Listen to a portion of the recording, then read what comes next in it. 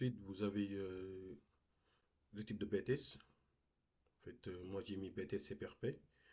Si vous êtes à l'étranger, vous êtes en BTS électromécanique, vous êtes dans un autre BTS, un BTS qui est issu du secteur industriel. Vous pouvez mettre BTS, ensuite vous mettez une téléspécialité ici. Par exemple, si je mets BTS seulement, ici je mets CPRP, ça veut dire conception des produits. Et ici, vous mettez votre nom, votre prénom, date de naissance, ville de naissance et votre adresse. Oui. Il y a votre adresse aussi que vous devez mettre là. Il y a ces champs-là qui ne sont pas obligatoires. Ce qui est obligatoire ici, c'est de mettre la ville et le code postal de la ville. Si vous connaissez pas votre code postal, bah, vous devez aller sur Internet, vous tapez et vous allez obtenir le code postal de votre ville. Vous allez le mettre ici. Pays, vous mettez Sénégal, vous mettez votre numéro de téléphone et votre adresse mail. Bah, pour votre tuteur, vous pouvez le mettre ou vous pouvez ne pas le mettre parce que c'est pas obligatoire. Vous pouvez mettre, par exemple, si vous n'avez pas de tuteur ici en France, vous pouvez mettre votre père ou bien votre mère, ça dépend de vous. Et ici, qualité demandée. Ce que je vous conseille, c'est de mettre externe en même temps interne. Et pour la qualité de boursier, vous mettez non, parce que vous n'êtes pas boursier. Donc vous mettez interne et externe. Pour que vous puissiez être accepté dans les deux cas.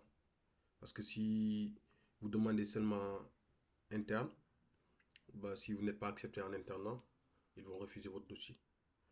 Donc il faut mettre les deux pour montrer que vous pouvez être accepté soit en internat, soit en externe. Ça dépend de vous. Ensuite, il y a l'établissement d'accueil demandé par ordre de préférence. 3 vœux maximum. Par exemple, ici, il vous avait expliqué que il est interdit de déposer plusieurs dossiers. Il dit ça parce que ici, les étudiants, ils ont tendance à faire plus de, par exemple, ils remplissent ce document, ils mettent ces 3 lycées-là. Ensuite, ils remplissent un autre document, ils mettent des lycées qui sont différents. Donc, du coup, bah, les établissements que vous allez envoyer votre dossier, ils vont comprendre. Et ça va pas bien pour vous. Ça, et votre candidature va risque d'être refusée en fait. Donc, moi j'ai choisi 3 lycées, lycée Saint-Éloi, lycée Arago et lycée Jaurès. Bah, du coup, si vous avez rempli tout ça, c'est bon.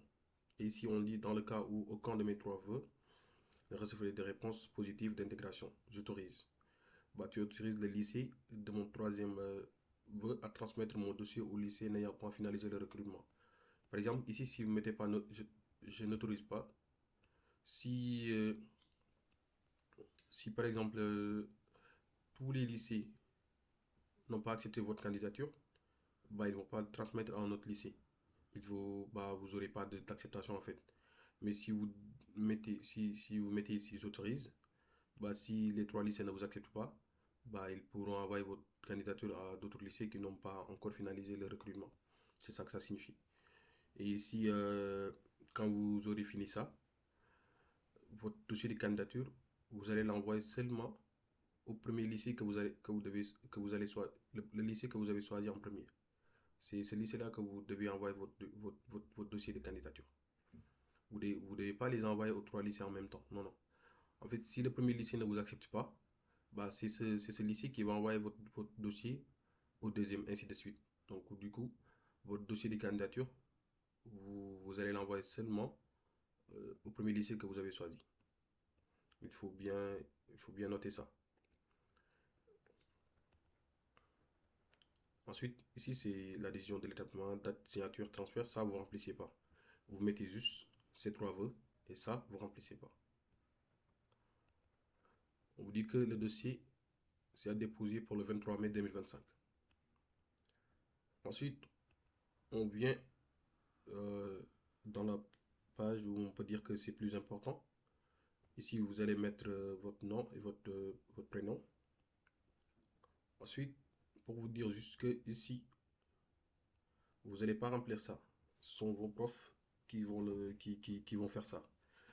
Donc, si vous avez déjà terminé votre DUT ou bien votre BTS et que vous n'avez pas de contact avec votre professeur, je vous conseille de cocher ça juste ici.